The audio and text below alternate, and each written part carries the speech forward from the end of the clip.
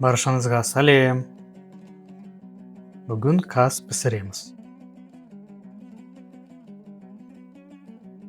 Басында оны өйтіп алу керек. Айтпақшы, базарда сатушы казды өйтіп бере алады.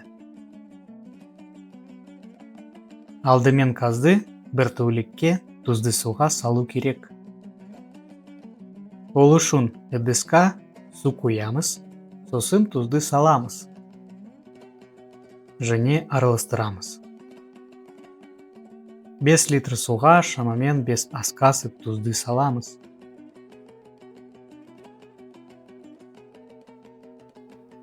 Казды тұзды суға саламыз, және суық орынға қоямыз.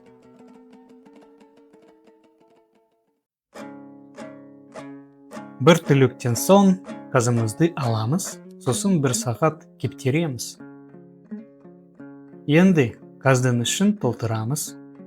Бізге 2 апельсин, 2 алма, аздап сарымсақ керек. Алманы тураймыз. Апельсинді тазалаймыз, бөліктерге бөлейміз. Сосын сарымсақты теркадан өткіземіз. Сарымсаққа өсімдік майын қосып араластырамыз.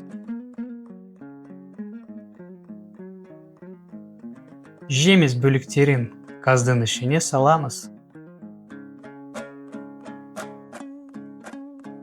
Сарымсақ соусын казымызға жағамыз.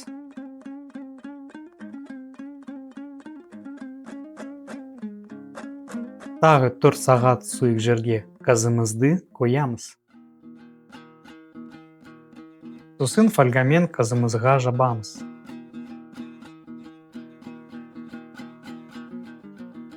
Және противенге саламыз. Ыстық духовкаға 4 сағатқа қоямыз. Басында қатты отқа, сосын жай отқа қоямыз. Өте дәмді мерекелік каз болып шықты.